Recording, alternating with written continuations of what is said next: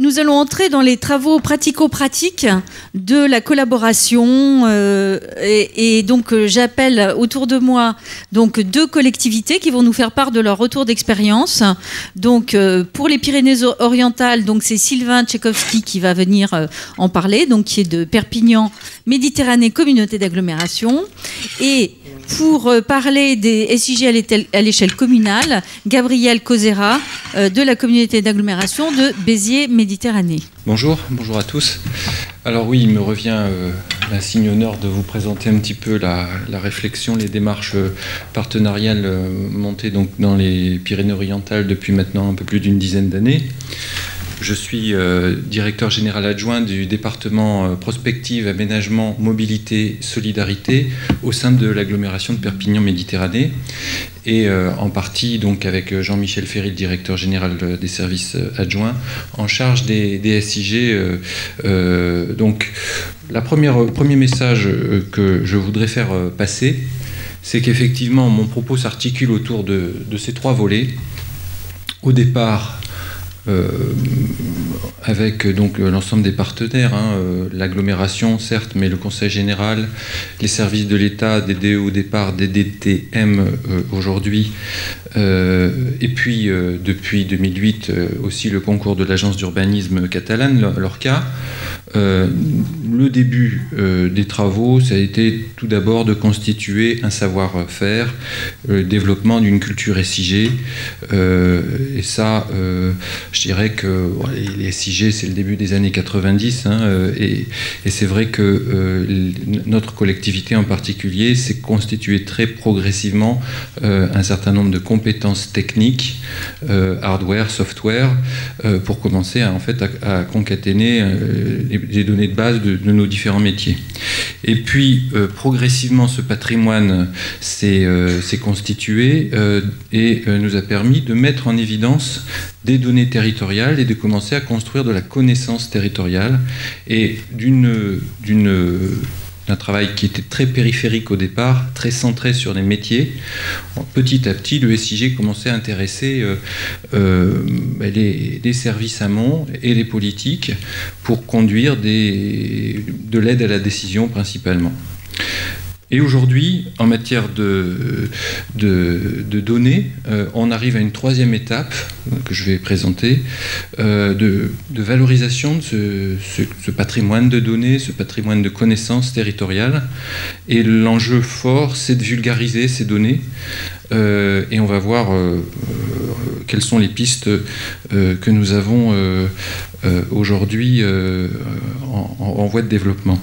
Alors, il me semble qu'il y a un mot qui est très important, qui avait été déjà d'ailleurs rappelé dans les précédentes présentations, notamment lors des journées des acteurs des SIG des Pyrénées-Orientales, que vous connaissez sous le nom de JASIG 66. C'est la question de la transversalité, la recherche de transversalité pour nos services.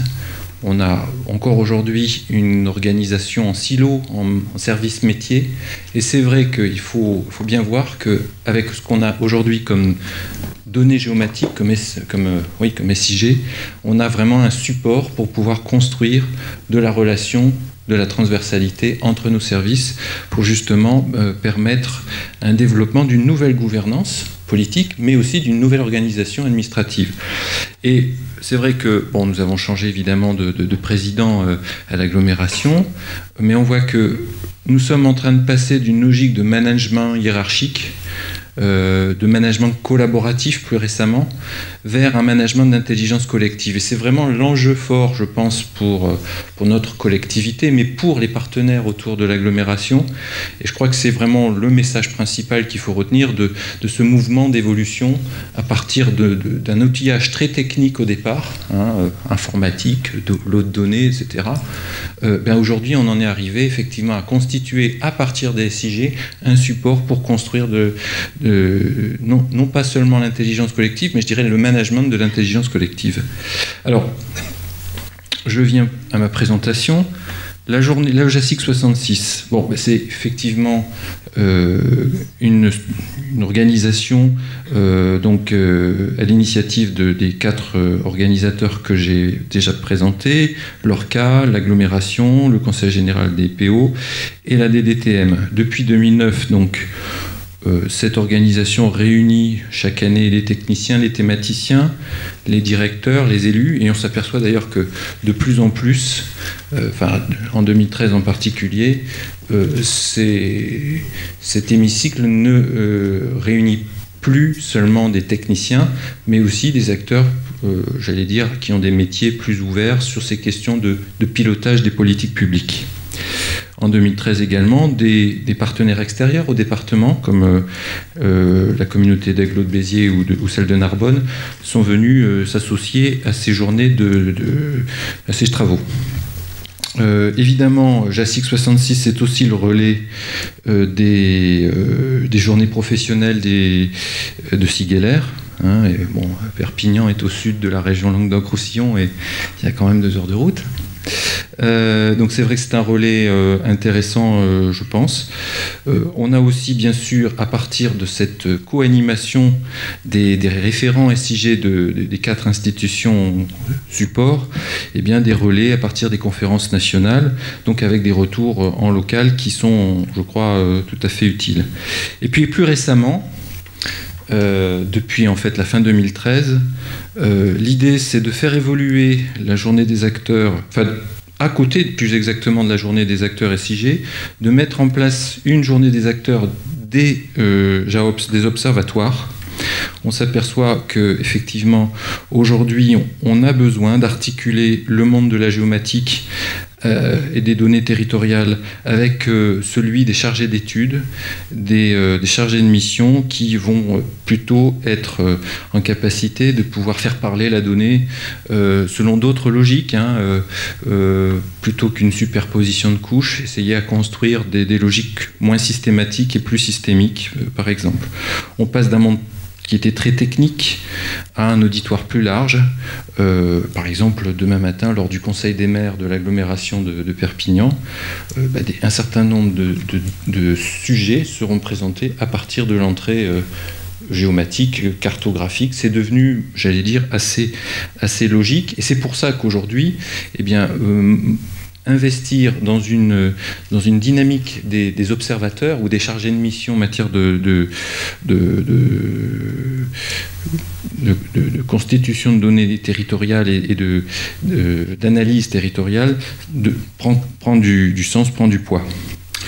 On est aussi passé, il me semble, et c'est le début d'un chemin qui s'ouvre à nous, d'une démarche qui était très centré sur les Pyrénées-Orientales, voire l'agglomération de Perpignan, donc c'est-à-dire Perpignan et les 35 communes autour, sur une approche qui est très multiscalaire. Je crois qu'on le doit en partie aussi aux travaux de mutualisation de Sigueller, avec un certain nombre d'ambitions ou de préoccupations, pour le moins, en matière transfrontalière, par exemple, ou vis-à-vis des départements voisins, je pense particulièrement à l'Aude et aussi au sud du département de l'Hérault. Donc des réflexions qui peuvent aujourd'hui jouer sur les échelles et pas simplement se focaliser sur des lots de données, j'allais dire stéréotypés à une échelle donnée.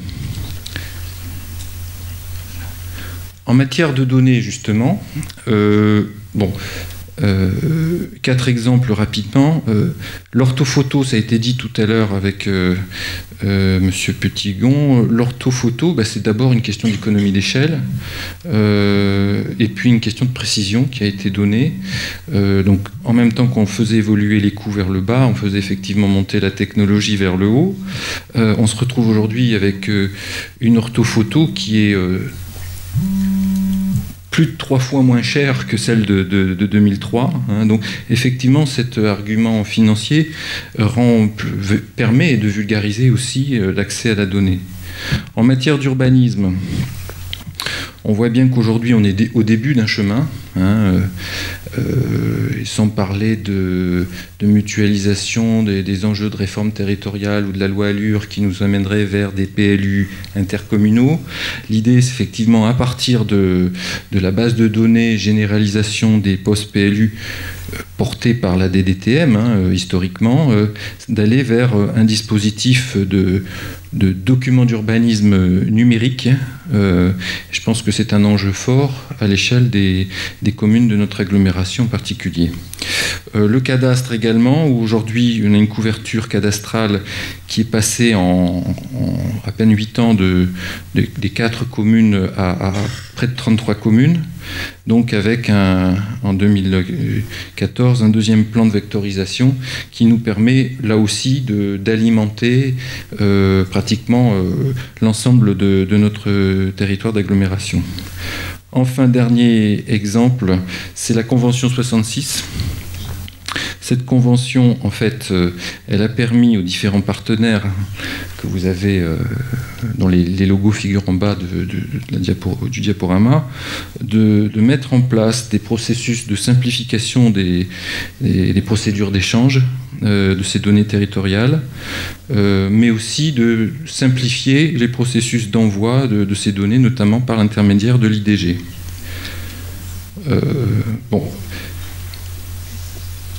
Alors on a là, effectivement, j'avais demandé à ce qu'on mette un peu un ensemble de référentiels qui ont été produits et qui donc sont mobilisables au sein de cette convention qui est bien sûr ouverte à l'ensemble des partenaires qui voudraient venir s'y associer.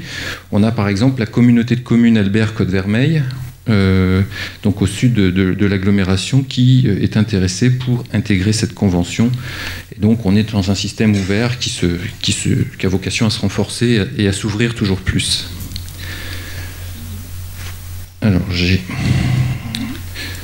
je termine rapidement. Alors, en matière d'outils, troisième volet de ma présentation, on voit bien qu'aujourd'hui l'enjeu c'est de vulgariser. On a besoin aussi d'aller vers le développement de plateformes collaboratives. Et donc, que ce soit en interne avec le géoarchipel de l'intranet à PMCA ou d'autres outils propres à nos partenaires ORCA, Conseil Général ou DDTM, ou que ce soit de manière plus transversale, de manière ouverte, avec le géoarchipel, donc l'extranet de l'agglo, on a aujourd'hui un certain nombre de dispositifs qui nous permettent de répondre à des besoins qui intéressent beaucoup les communes, qui ne sont pas forcément toutes dotées de SIG. Et puis c'est aussi bien sûr un enjeu de marketing territorial. Tout ça pour arriver à un bilan, une espèce de point de conclusion. Bilan positif par rapport à ce déploiement de la géomatique, des SIG et du partenariat autour de ces outils dans notre département. On est bien sur une stratégie d'ouverture qui a été conduite à partir de ce métier de la géomatique.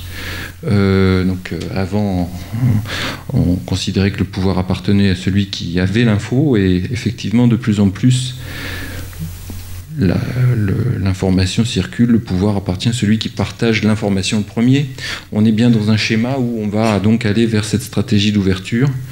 Un bilan qui permet de mettre en avant les possibilités d'intégration de ces métiers nouveaux, de réduire la fracture numérique, d'ouvrir aux acteurs, aux SIG locaux, d'autres démarches de transversalité, comme les exemples que j'ai évoqués rapidement tout à l'heure, et puis enfin replacer l'information géographique au cœur des métiers d'aménagement du territoire. On se retrouve donc à partir de ce bilan très positif à accompagner une nouvelle gouvernance du territoire, comme je le disais en introduction. Réforme territoriale, évolution, redistribution des compétences territoriales, mais les données territoriales sont là. Évolution du mode de gestion de ces compétences. Je parlais de PLU numérique tout à l'heure, mais on a tout un tas de compétences qui vont évoluer par transfert, fusion, mutualisation, etc. On va vers une économie numérique, vers le zéro papier. Construction d'un socle SIG qu'il faut maintenir à jour, bien évidemment. Et là, aujourd'hui, nous avons des équipes pour ça.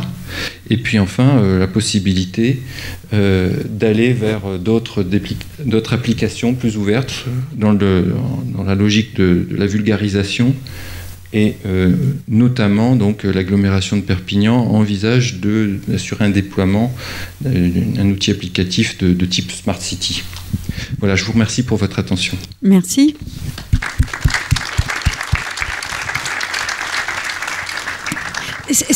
J'ai envie de dire, c'est presque un PowerPoint idéal que vous nous avez présenté. J'imagine qu'il y a quand même eu des difficultés, des points qui n'ont pas forcément été faciles à gérer.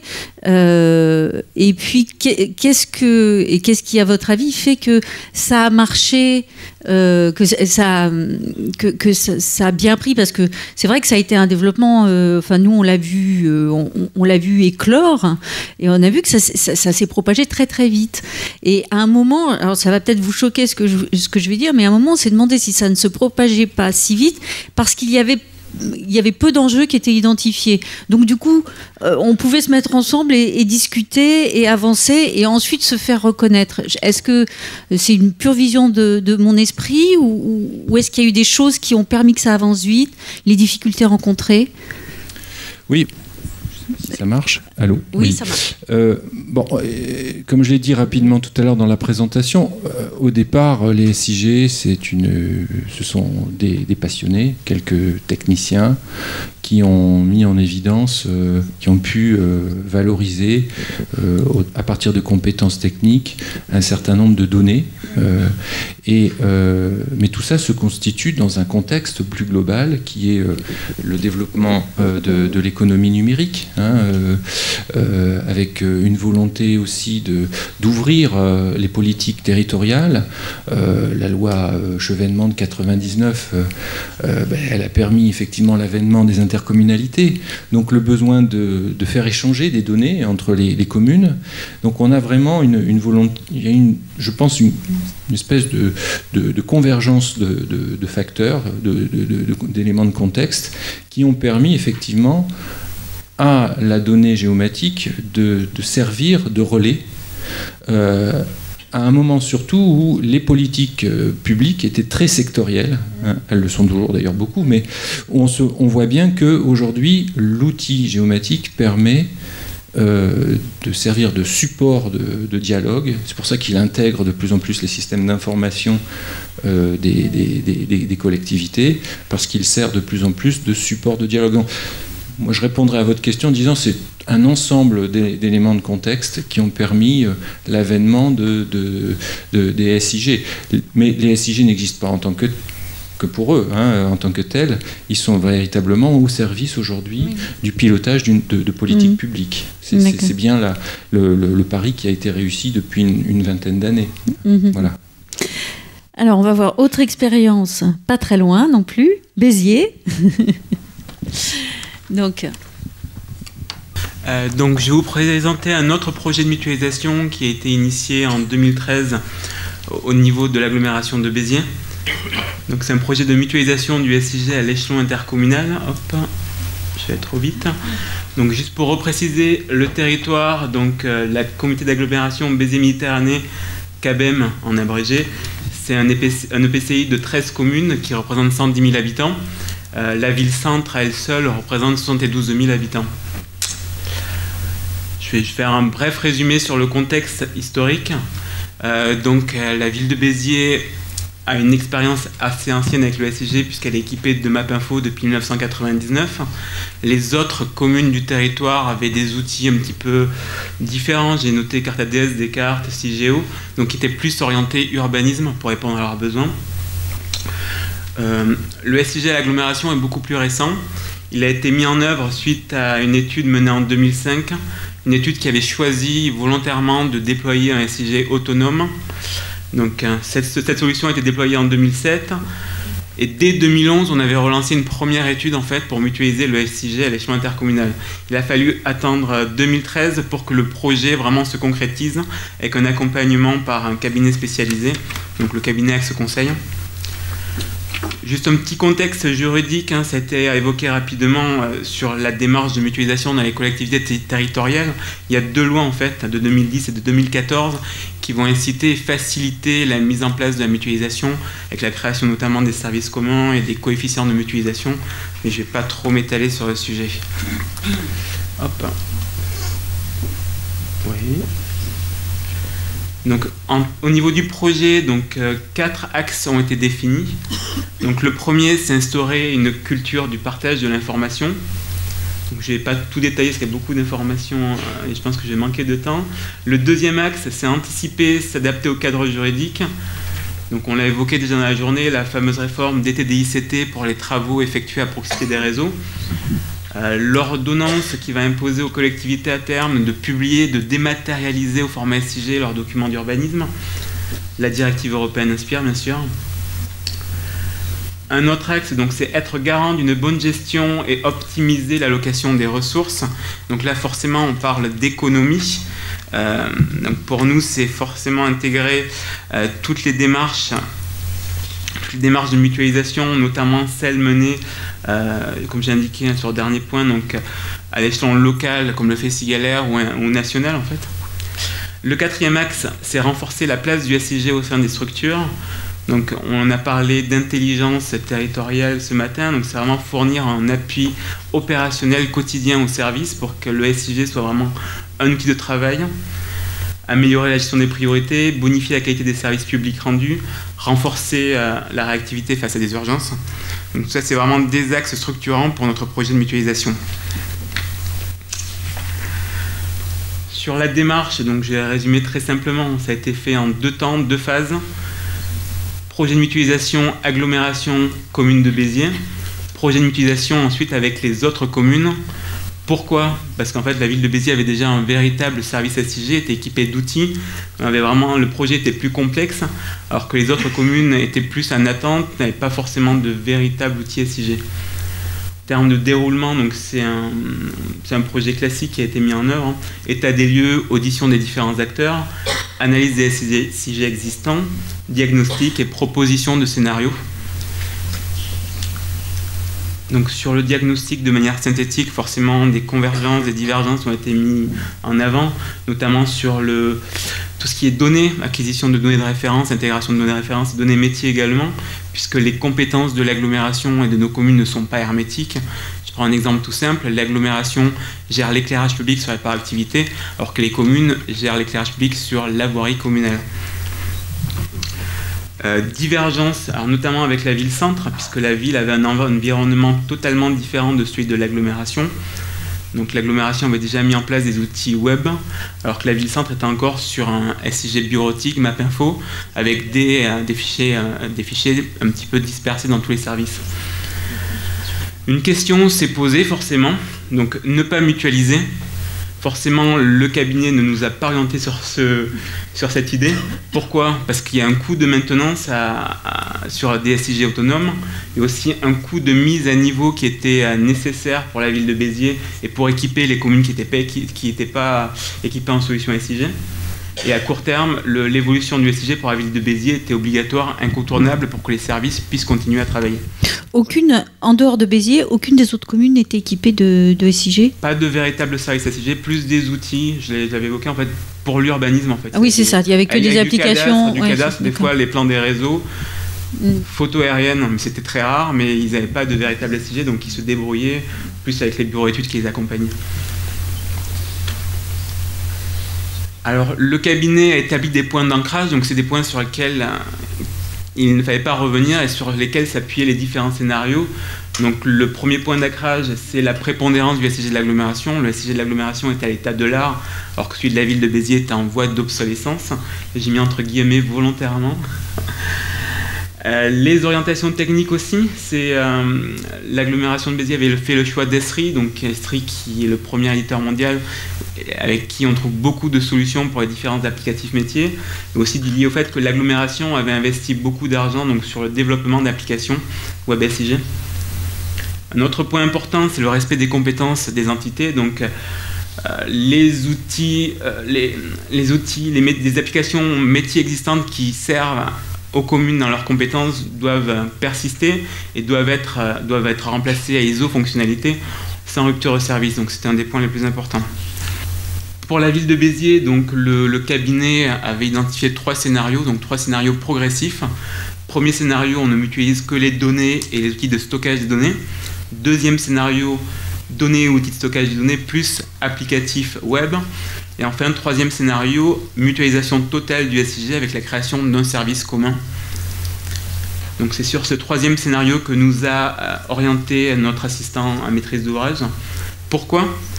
Pour éviter, comme j'ai évoqué, les frais de remise à niveau pour la ville de Béziers, rationaliser technologiquement les installations en concentrant toutes les ressources sur un seul site, ressources matérielles, logicielles, mais également toutes les actions quotidiennes des administrateurs du SIG qui permettent en fait l'administration cohérente, centralisée.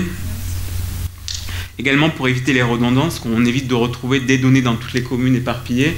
Et enfin, pour la facilité de mise en œuvre, la technologie qui avait été déployée à l'agglomération était prévue initialement pour être ouverte aux communes internes. Donc, la mise en œuvre qui a été identifiée, c'est 1er janvier 2015. On reviendra par la suite rapidement. Pour les communes, on a notre cabinet a plus orienté un niveau de service, donc 3 niveaux de service. Premier niveau, c'est ouvrir l'accès à une visionneuse. Deuxième niveau, donc c'est la visionneuse plus des applicatifs métiers et des opérations d'intégration de données pour les comptes des communes. Et enfin, le troisième niveau, c'est le niveau de service maximum avec vraiment de la production de cartographie à la demande ou l'intégration de données. C'est sur le deuxième scénario que l'on s'oriente dans un premier temps, avec la mise en œuvre au 1er janvier 2015 également. Très rapidement au niveau de l'architecture qui est en place au SIG, donc qui sera utilisé pour le SIG mutualisé. Donc on est équipé d'un serveur de données avec Oracle, sur lequel sont stockés aujourd'hui nos référentiels, nos données métiers. Le service SIG administre directement ces données via des licences ArcEditor. À cette base de données, on a un serveur virtuel qui est rattaché, sur lequel on a un registre serveur et 3 applicatifs web. C'est sur ces applicatifs web sur lesquels travaille l'essentiel de nos services. Donc la quasi-totalité produisent des données sur des applications web. On a juste 3 ou 4 utilisateurs qui utilisent des logiciels bureautiques. Ce qui va changer donc, très rapidement, donc on va ouvrir un accès aux partenaires extérieurs, ce qui n'était pas le cas jusqu'à présent. Avec la mutualisation, donc j'ai mis différents sarous, j'en parlerai plus de SIG, mais de SIG mutualisé. Pareil, ce sera un service SIG commun. Ce ne sera plus le service SIG de l'agglomération, mais c'est commun à toutes les communes et à l'agglomération. La base de données, on fera en sorte que les données soient soit associées à la CABEM, soit partagées, c'est-à-dire toutes les communes y ont accès dans l'agglomération, ou sinon elles sont privées et réservées aux communes. Au niveau des accès, donc dans un premier temps, les services utilisateurs de l'agglomération et de la ville de Béziers y auront accès via l'intranet. Les autres communes y auront accès dans un premier temps via l'extranet, mais très rapidement, les autres communes de l'agglomération devraient avoir accès au réseau informatique de l'agglomération. Donc j'ai remontré rapidement les solutions techniques qui ont été retenues pour l'agglomération. Donc c'est le portail qui a été réalisé en interne, donc qui est basé sur la solution Joomla. Donc c'est le portail d'entrée unique par lequel on peut accéder aux outils cartographiques qui sont sur la droite. Donc je vais juste vous présenter très rapidement en images les 2 outils qui sont déployés à l'agglomération. Donc TerraVisio qui est la visionneuse Flex d'Esri et Arcopol Studio qui a été évoqué ce matin par Esri. Donc la visionneuse Flex, beaucoup la connaissent, donc ça permet très rapidement de consulter de l'information, des données. Donc c'est pour les utilisateurs qui n'ont pas un usage avancé du SIG. Pour les autres utilisateurs, donc, on a mis en place des fonctionnalités spécifiques. Donc là, par exemple, c'est pour les réponses au DICT. On a déployé des modules qui permettent, par exemple, là, sur une rue, de générer des réponses de manière automatique au DICT, des PDF en fait. On voit c'est un PDF multipage sur l'ensemble d'une rue qui est envoyé directement par mail aux entreprises qui font des DICT. Hop. Donc, pour les autres utilisateurs qui ont vraiment un usage avancé et qui produisent de la donnée, on a mis en place Arcopol Studio, donc c'est un générateur d'applications. Donc avec ce générateur d'applications, on est en mesure de créer nos propres applications. On le voit, la fibre du Sud, c'est pour la gestion de notre réseau très haut débit, Béziers Méditerranée Transport pour la gestion des arrêts de bus. Donc on a vraiment constitué des applications spécifiques avec les données qui correspondent à nos services et des fonctionnalités avancées qui sont vraiment intéressantes. Donc là, je vais vous présenter un autre avantage d'Arcopole Studio, c'est que c'est une communauté. Donc d'autres collectivités, d'autres syndicats mettent à disposition leurs ressources. Je pense au modèle de données. Là, par exemple, c'est pour l'éclairage public, leur MXD, leur cahier des charges. Donc c'est une dynamique assez intéressante dans la mesure où on peut bénéficier de ressources totalement gratuitement, à condition d'être équipé, bien sûr, de licences SRI. Ouais. Mais toutes les solutions web sont gratuites. Donc Arcopole Studio 3.2 propose de nouvelles fonctionnalités. Donc là, c'est un exemple que j'ai voulu montrer sur la gestion des tables liées. Par exemple, sur un site, on peut rattacher, il y a un petit plus, on peut rattacher plusieurs enregistrements pour plusieurs points d'apport volontaire qui sont situés sur le même site. Donc on le voit, chaque point d'apport volontaire a sa spécificité. J'ai fait un autre exemple donc, sur la génération de rapports. Là, c'est les conteneurs pour les poubelles. Donc, nos services qui ont en charge la collecte des ordures ménagères ont localisé les points de regroupement des conteneurs et on crée donc on saisit des informations. Donc là, j'ai sélectionné 3 points au niveau d'Arcopole Studio. Ces 3 points sont affichés dans l'outil de sélection et derrière, on peut générer de manière automatique un rapport qui affiche les photos des sites et les informations qui sont rattachées aux différents points de regroupement des conteneurs. Voilà, donc j'ai présenté très rapidement les outils qui vont être utilisés par le SIG mutualisé. Si certains sont intéressés, il ne faut pas hésiter à me contacter, je vous présenterai davantage la démarche qui a été réalisée. Là, j'ai indiqué le phasage des prochaines étapes du projet. Donc 2014 à 2016, on se projette loin dans l'avenir parce qu'il y a beaucoup d'opérations à mener. Je ne vais pas les détailler, mais je vais venir plus sur les prochains projets qui sont prioritaires pour nous. Donc les projets prioritaires en termes d'applicatifs, donc c'est l'éclairage public. C'est migrer l'utilisateur de la ville sur une application web SIG donc qui sera basée sur Arcopole Studio, basée sur les ressources gratuites qui ont été mises à disposition par le comité Arcopole. Mettre en place un outil pour gérer la base adresse qui était gérée toujours par un outil bureautique sous Mapinfo par la ville de Béziers. Il y a l'instruction des permis de construire qui est en réflexion actuellement. Pour l'instant, on n'a pas de décision qui a été prise. Et ensuite, il y a 3 autres réformes qui sont assez importantes. Donc, c'est tout ce qui touche au réseau DTDICT, donc qui est importante pour les collectivités. Le portail de l'urbanisme qui devrait être opérationnel au 1er janvier 2015, mais pas d'obligation dans un premier temps pour les communes. Et enfin, la directive Inspire, sur laquelle forcément nos communes ont du retard. Pour conclure, donc 2014 pour nous c'est une année préparatoire. On n'a pas encore finalisé le volet administratif, parce que je n'ai pas expliqué, mais le volet administratif, cette mutualisation va être conclue par une convention, donc une convention qui sera menée avec l'ensemble des communes qui souhaitent adhérer bien évidemment au projet.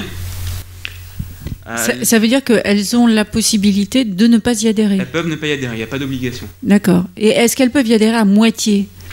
C'est-à-dire, je veux les donner, mais pas vos outils. Non, on n'a pas prévu d'offre à la demande, ça aurait été trop compliqué à gérer en termes de refacturation des services, des coûts de service. Je n'ai pas évoqué le coût du service mutualisé. C'était vraiment très complexe d'élaborer des clés de répartition, trouver les bonnes clés déjà et comment les répartir à la population, l'activité, le volume d'activité, les besoins en termes de SIG. Donc ça a été vraiment. Est-ce que c'est le premier service qui va être mutualisé ou est-ce qu'il y a déjà des expériences de mutualisation au sein de l'aglo? Il y a déjà un service mutualisé, c'est la direction de la communication. Mais la mairie de Béziers a changé de maire et le maire de Béziers n'étant pas président de l'agglomération, il a été décidé de séparer donc, la direction de la communication, ce qui est cohérent. En revanche, le projet de mutualisation du SIG est maintenu. Il n'est pas remis en cause. Il n'est pas, a priori, n'est pas remis en cause, sauf si les clés de répartition financière ne sont pas acceptées. Après, voilà, ça sera un choix. Si les communes ils trouvent leur compte, elles viendront sur le projet. Si elles y gagnent rien, forcément, si c'est trop cher pour elles, c'est le coût aussi. Et est-ce qu'elles ont été associées dès le départ? Enfin, parce que je voyais dans votre calendrier, donc il va y avoir formation, machin, etc. Mais comment vous avez fait pour les inclure dès le départ, être sûr que vous alliez dans le bon sens Tout ça s'est fait au niveau de l'AMO, où il y a eu des interviews, tout le monde... Non, non, en fait c'est en 2011, dès 2011, en fait, il y a une étude qui a été menée en interne par notre direction générale, qui a rencontré en fait les différents maires des communes et qui leur a demandé ce qui était intéressant pour eux de mutualiser. Et le service SIG était en deuxième position des services SIG qui les intéressaient en termes de ressources techniques. Mais après, dans le détail, ils faisaient confiance oui, complètement. Après, il y a eu des auditions, on les a rencontrés, effectivement, ils ont participé à l'AMO. Donc, il y a eu 2 réunions avec les communes membres de l'agglomération. Donc, elles n'ont pas été écartées du processus. Et on leur a transmis les comptes rendus fournis par le prestataire, sachant qu'après, les différents choix de scénarios ont été effectués en bureau communautaire où sont présents tous les maires. Donc là, il n'y a eu aucune difficulté. Il y a eu un accompagnement permanent des communes qui sont en attente. Le projet est assez long, 2011-2013. Mise en place 2015, donc c'est vrai que c'est difficile. Là, on a eu le ralentissement suite aux élections, mais normalement on devrait repartir et avoir une plateforme opérationnelle au 1er janvier. C'est l'objectif.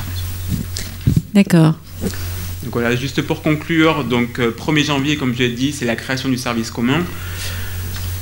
Donc l'intérêt, forcément, je l'ai expliqué, mais ça permettra à toutes les communes d'accéder à moindre frais, parce qu'ils n'auront pas à subir les investissements, ils sont déjà réalisés, donc à des outils SIG web, de faire face aux enjeux des réformes en cours, puisqu'en fait, on l'a évoqué, les communes ne sont pas équipées aujourd'hui et ne peuvent pas répondre à toutes ces réformes, notamment dématérialisation du PLU. Et enfin, de renforcer la transversalité entre services, on l'a évoqué, c'est l'intelligence territoriale. Merci beaucoup.